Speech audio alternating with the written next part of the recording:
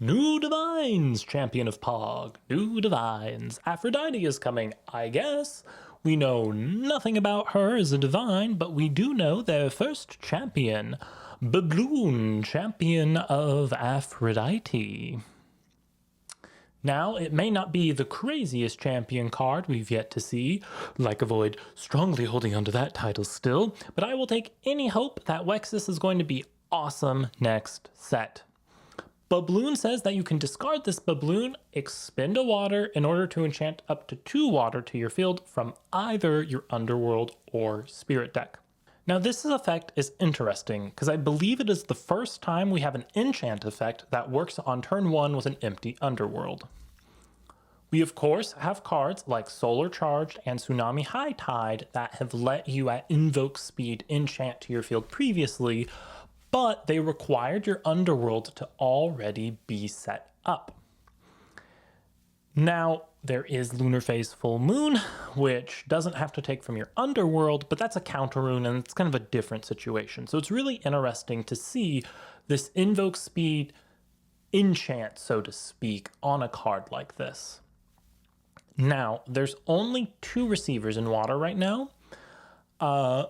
We have the Galaxy Champion of Poseidon, so you can get an extra swap in for free, basically, if it sticks for a turn. And you also have Dratagua to do some extra healing. Now, neither of these effects is super notable by itself. It is nice to know that you can trigger one of these again for free at invoke speed, but they're not exactly going to be setting any records by themselves. So let's take a look at some interesting things we can do with Bubbloon and see if we can break Aphrodite before we even know who she is. Now, Starbit is the first card that shows up on my list because Starbit only needs 2 additional spirits to be able to go supernova on your opponent. So let's look at how we're going to do that here. We of course have the Starbit, send Bubbloon with the expend, go ahead and take 1 from Spirit deck, 1 from Underworld.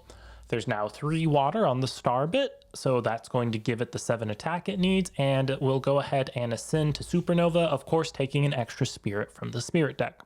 So this is a really cool way to go ahead and pop off and get Supernova in 1 turn. This is super interesting for Wexus type plays because not only does Supernova protect these spirits, it allows you to dump a bunch on board in a way that's protected and start doing things like Nexus with Aphrodite to draw cards and trigger Dratagua depending on what all you have set up on your board.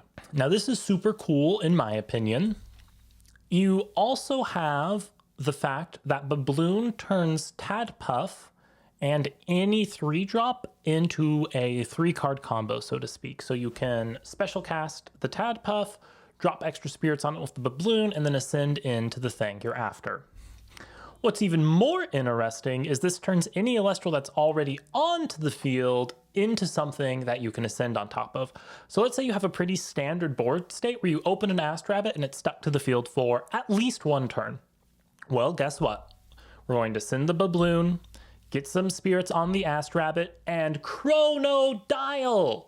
Now, of course, this Chronodial doesn't have enough spirits to defend itself and do all of its extra effects right now. You could technically pop something if you wanted it to become misenchanted but still stay on the field, but it is super threatening that when you're playing against water now, you don't just have to worry about drop Tadpuff Ascend. They can drop Tadpuff or Bubbloon Enchant Ascend. So there's now extra ways to magically turn extra bodies on board into Ascensions in water decks. Now, like we've also been referencing, getting the spirits on board is just good for Nexus plays. So if you have an Aphrodite on board and you have another permanent already, either a rune or an Elestral of some kind, you can drop some extra spirits on it with Bubbloon, Nexus with the Aphrodite, and start getting your extra effects going off. Bubbloon is a little worse at this than Tadpuff in my opinion because Tadpuff is also a body, so just Aphrodite on board plus Tadpuff equals Nexus plays. Bubbloon is going to require that you have another thing you can drop on the field with the Aphrodite, but it's still fun for good Nexus times. Speaking of dropping extra spirits on board, there are some absolute bombs you can set up with Bubbloon. If you have an Oysterus and an Oystillery in hand with the Bubbloon, you can go ahead and send the Bubbloon, put some extra spirits on field, And fun fact, Oistillery lets you disenchant from the field to ascend to it. So we'll go ahead and disenchant and jump straight up to the Oistillery.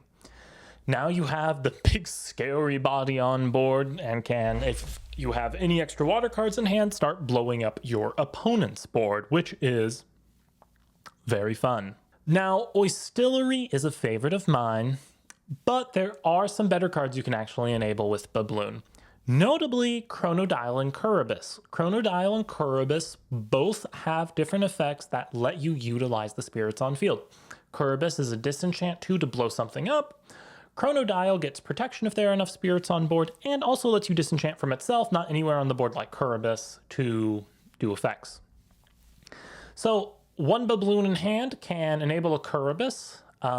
It gives you a way to drop extra spirits on field. It's entirely possible that you can basically just pay 1 to activate Curubus, because if you have 1 water in your underworld, you send 1 for Bubbloon, you bring it back for the Curubus, you pay the both, you pop something. That's awesome.